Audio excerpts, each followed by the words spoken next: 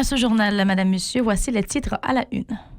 De nouveaux décès liés au COVID-19 et 220 nouveaux cas sont répertoriés le 28 mai par les autorités sanitaires, a indiqué le MSPP dans son dernier bilan. Le président de la République, Jovenel Moïse, a renouvelé pour 15 jours l'état d'urgence sanitaire contre la COVID-19. Il appelle les responsables des établissements scolaires du pays à respecter les mesures annoncées dans le cadre de la lutte contre la propagation du virus.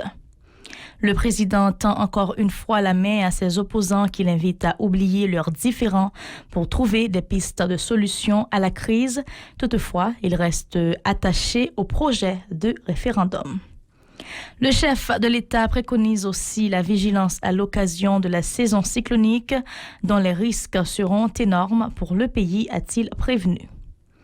La conférence épiscopale d'Haïti, CEH, dénonce une nouvelle fois la situation globale du pays, indiquant qu'elle n'est pas du tout favorable au projet de référendum. Elle invite tous les acteurs à éviter de faire peser sur le dos du peuple de lourds fardeaux qui pourraient compromettre sa quête de bien-être dans un communiqué en date du 1er juin. Les activistes politiques de l'opposition toujours en grogne contre le projet de référendum.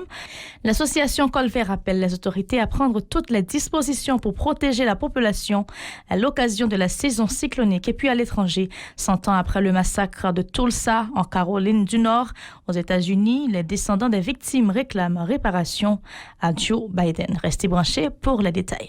Si vous jugez que cette vidéo est intéressante, n'hésitez pas à liker et partager la vidéo. Et surtout, n'oubliez pas de vous abonner à cette chaîne et activer la cloche de notification pour ne pas louper aucune de nos vidéos.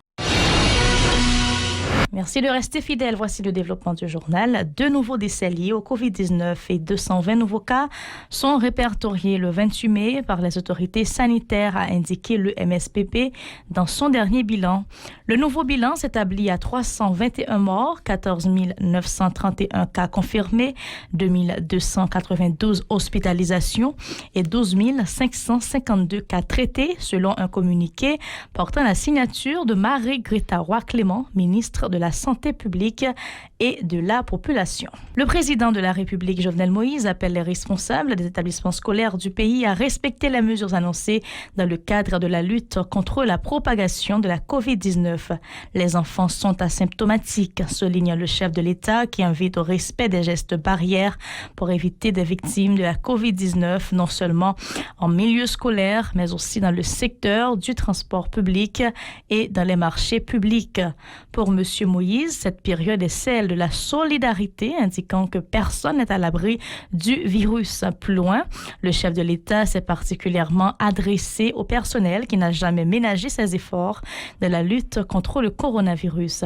Il intime l'ordre au ministre de l'Économie et des Finances à accorder les primes de risque non encore allouées au reste du personnel soignant lors de la première vague de la maladie. Jovenel Moïse a aussi appelé les artistes à collaborer avec le ministère de la Culture, toujours dans l'optique de faire face au COVID-19.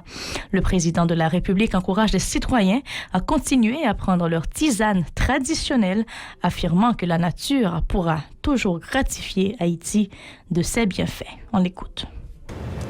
Mesure qui prend pour interdire cérémonie, graduation, journée récréative, fête fin d'année scolaire qui qu'on fait dans l'école yo tout interdit. Mais si ça l'État prend yo, c'est un objectif pour protéger élèves yo et tout personnel éducatif yo pendant période difficile ça côté coronavirus là a continuer faire victime.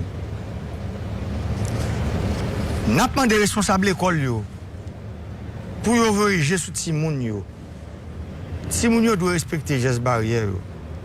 Faut yo laver main yo.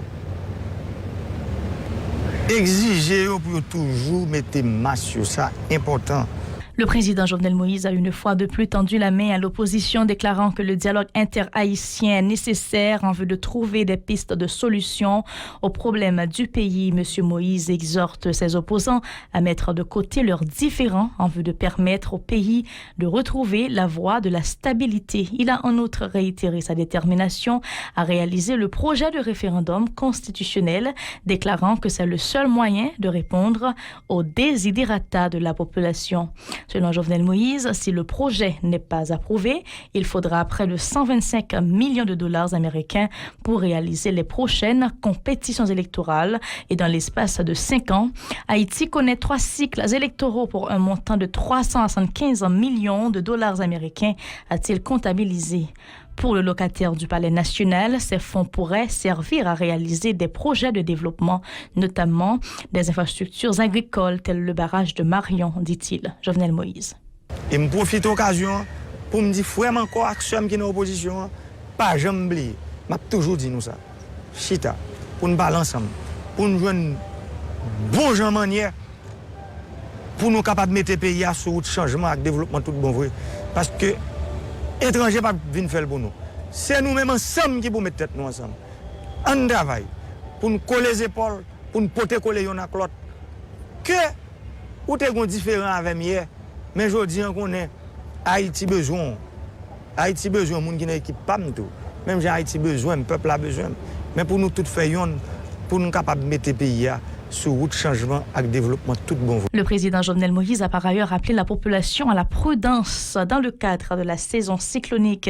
Les risques sont énormes pour le pays, a alerté Jovenel Moïse, qui exhorte les résidents des zones à risque à redoubler de vigilance. La conférence épiscopale d'Haïti, CEH, dénonce une nouvelle fois la situation globale du pays, marquée par la multiplication des gangs lourdement armés qui font la loi et imposent leurs dictats, la violence sous toutes ses formes, le kidnapping, l'insécurité qui empêche la libre circulation sur le territoire national, la criminalité, l'impunité, l'instabilité politique, la détérioration des structures de l'État, la cherté de la vie et la recrudescence de la COVID-19. Dans une atmosphère sociopolitique et économique aussi délétère, la CEH convie tous les acteurs politiques, les hommes et les femmes au pouvoir, comme ceux de l'opposition radicale ou modérée, à éviter de faire peser sur le dos du peuple de lourds fardeaux qui auront pour conséquence de ralentir ou même bloquer sa marche vers son plein épanouissement. Parmi ces fardeaux, entre autres, la volonté de doter le pays à tout prix d'une nouvelle constitution par voie référendaire, ont indiqué les évêques dans un communiqué en date du 1er juin. Les activistes politiques de l'opposition, toujours en grogne contre le projet de référendum, se sont exprimés mardi lors d'une conférence de presse. L'activiste Ronnie Timothée se dit prêt à tout mettre en œuvre pour faire échec au projet de référendum.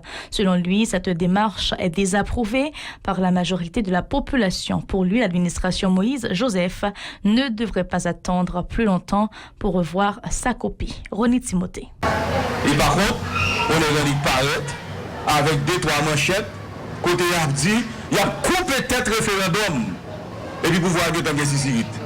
Et comme si nous avons dit, il faut que tout le mandat. Eh bien, nous allons gagner 12 millions de mandats pour nous bailler. Parce que tout le peuple a campé à manchette, ils vont couper tête référendum. Il y a pile de monde, ils vont le mettre dans la prison. Et ça fait matin là, Vive Haïti vient avec un autre bagaille, qui est les RR, opération Rabouvé référendum. Nous avons le référendum Rabouvé. Nous avons le bureau référendum Rabouvé. Nous jouons une machine qui a porté matériel référendum Rabouvé. La commission épiscopale Justice et Paix CEJILAP continue de s'opposer au projet de référendum. La loi mère ne peut modifier par voie référendaire conformément aux prescrits de l'article 284-3, souligne Josne Rénor, membre de la CEJILAP. Selon lui, cette initiative est tout à fait illégale, arguant la Constitution amendée avait déjà fixé au 7 février dernier la fin du mandat du président Jovenel Moïse. Ces propos recueillis par Murdit Joseph et Mackerson Mexil. Quand dans tes collègues à CEJILAP, tu continues à garder le projet nouveau constitution que vous voulez mettre devant la population. Après première étude, nous avons fait sous lui, nous jouons une belle réaction qui encourage notre travail là. Il y a quelques autres monde qui ne comprennent pas sens si on travaille comme ça gagne. Nous-mêmes, nous pensons que c'est un travail qui est nécessaire. Même si nous ne sommes pas d'accord du tout à cause du référendum là. On nous fait songer quelques principes. Une constitution, ce n'est pas n'importe qui décret loi. C'est maman loi pays allié. Pour sa part, la directrice nationale de la CEGILAP, Jocelyne Collat-Noël, juge inacceptable que l'équipe au pouvoir décide de changer la constitution du pays par voie de référendum. Le projet de réforme constitutionnelle devrait trouver l'adhésion de tous les secteurs en vue de garantir sa légitimité et sa transparence, fait savoir la militante des droits humains. Elle ajoute que la conjoncture n'est pas du tout propice à une telle démarche. Jocelyne Collat-Noël invite les autorités à apporter des solutions aux problèmes urgents confrontés par les citoyens, notamment dans les domaines économiques, sécuritaires et sanitaires. On l'écoute.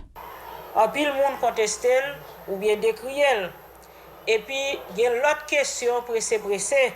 Conjoncture demandé pour résoudre d'abord.